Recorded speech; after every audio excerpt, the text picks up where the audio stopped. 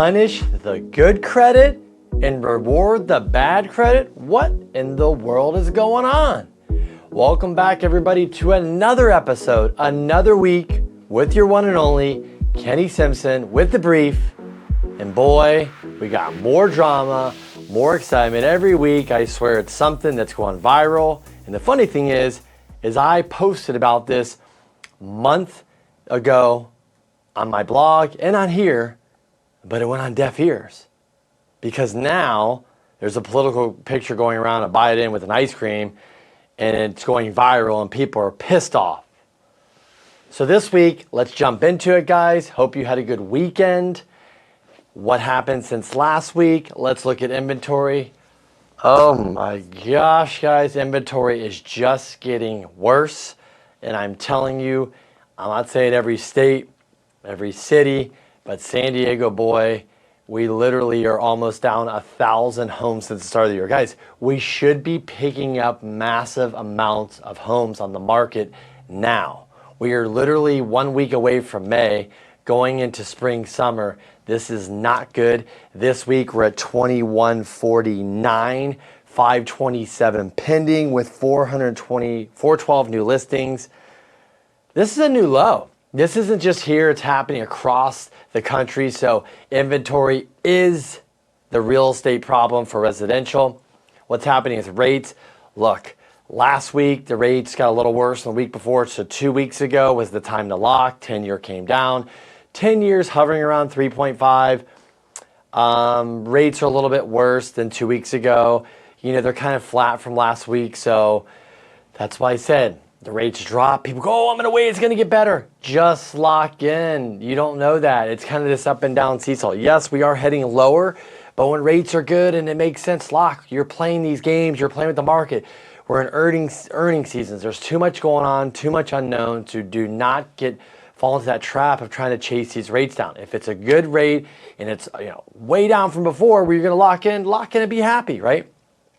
Also this week, I want to talk about ADUs. If you're watching this video, you go, what in the world is an ADU? It's an accessory dwelling unit. Maybe you live in Texas, you live in Arizona, you live in Oklahoma or somewhere else. Yeah, you don't have ADUs because you have a thing called land. Here in California, especially San Diego, we don't have any more land. It's hard to build. So what are they doing? They're allowing people to convert garages or build ADUs on the back of the house. The challenge is when you're doing 1 to 4, Fannie and Freddie have certain guidelines, right? Some of them allow a single families, 1 ADU, some allow a 2-unit, 1 ADU. But here's the challenge. Some people are building a house with an ADU and a junior ADU, or they're building a 2-unit with another 2-unit. So it's hard because there's not a lot of comps. Fannie and Freddie still haven't got their arms wrapped around it. So financing is challenging. So people selling, they're having problems getting buyers, getting comps, getting the value. So until we get further down the road with more ADUs, more comps on all these scenarios, right? The single family with the 1 ADU, that scenario used to be challenging, no problem today. You know, the 1 ADU with an ADU, the house with a 1 ADU and junior ADU, challenging for comps. You know, a 2-unit with 2 ADUs could be challenging for comps. You might be going, Kenny, why don't they just use a 4-unit? Well, that sounds logical, but sometimes lenders say, hey, I want an ADU, a house with an ADU. I want a 2-unit with 2 ADUs. They want the comps.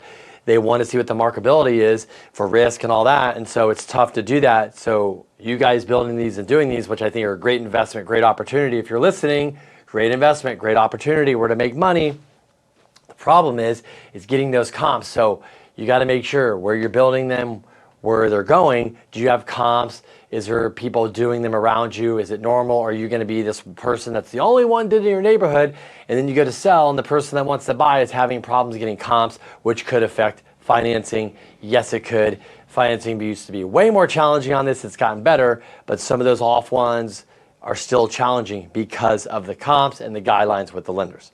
Also this week, I want to talk about the DTI fee, right? So based on your debt to income, if it's over 43, the government passed it, but now it's being pushed back and saying this is ridiculous. And on top of these other FICO requirements, right, where they're going to hit you if you have a good FICO compared to bad, they're now talking about hitting you if a DTI over 43. So many people would get hit with another fee to the rate.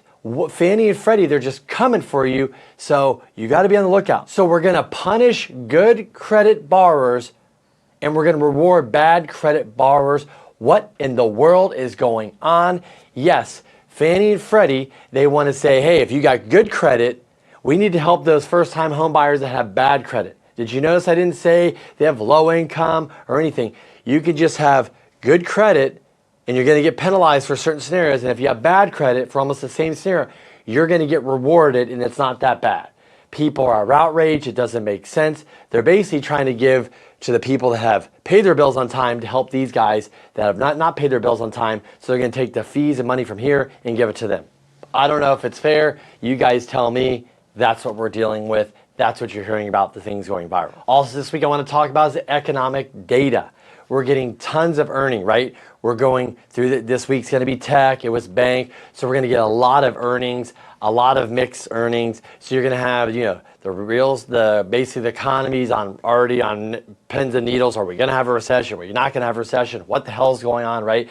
This is like the longest wait for a recession like ever. We've been talking about a recession for literally before the pandemic in 1920. We were supposed to go into recession. Pandemic hit. They printed, well, obviously you guys know they printed gazillions of dollars. And then now they jacked the rates up. Now we're talking about a recession. We need to have one, right? Because things are just such a ripoff. $12 to go get ice cream for your kid. This stuff's unsustainable. But are we going to have a recession? We're getting the economic data. We're getting the news. We're getting the earnings. So we're seeing you're continuing to see companies lay off more and more. But what you guys are seeing, which I need to do a more detailed video on, is how much hiring went on after the pandemic and we opened up. Some of these companies doubled, tripled their staff since then. And so they're backing it off. So people are going, oh my gosh, they way overhired. They had all this money. Everything was good. But now they're like, we don't need all these people, right? Because consumers have slowed down their spending. They don't have as many orders, things like that with Amazon or Facebook and marketing, all this. So they're cutting costs. They never needed to hire all these people. They just did. I don't know why. So now they're dealing with these issues. And so what are we going to do, right? And also, I want to end this week with another topic that I'm going to continue to talk about, which is really frustrating for everybody. If you're going to go get a mortgage, you might even be getting a commercial loan or something else and you get your credit pulled.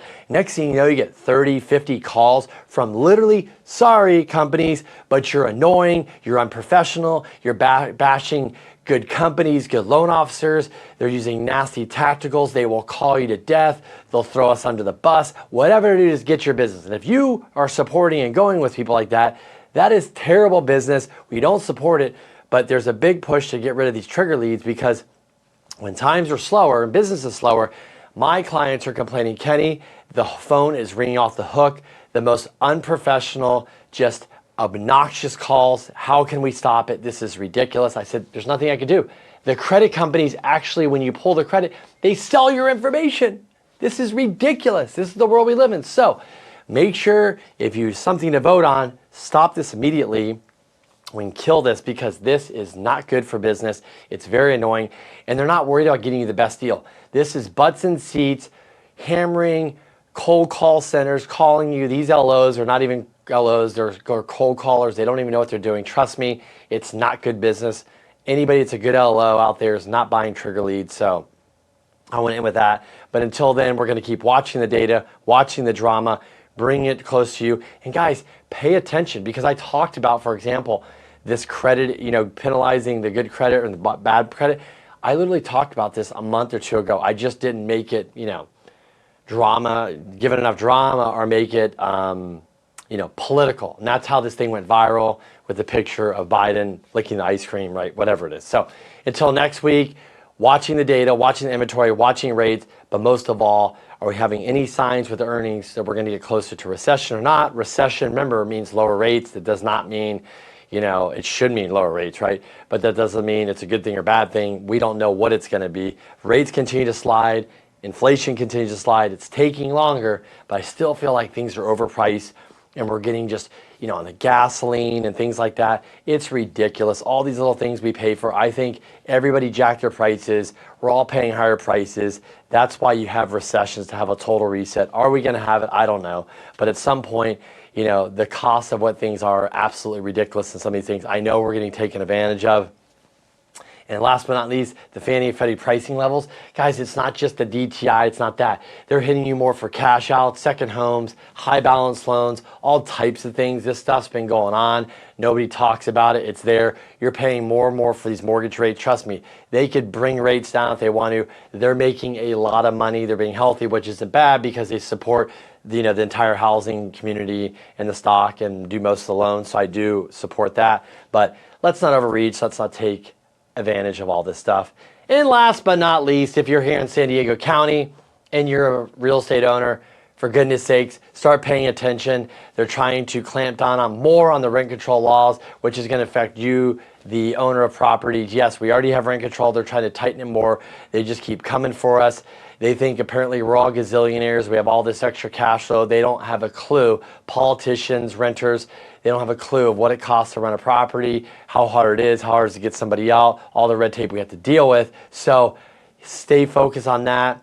Give your voice. You can jump on Zoom calls. You can call down to the mayor's office. You can send emails, but tell them how this affects your business. No bashing. Just tell them how this affects your business currently now with the rent control laws, how it affects it more, because it is going to affect all of us. Until next week, have a great week. Thanks for watching. Please share. Talk to you guys soon.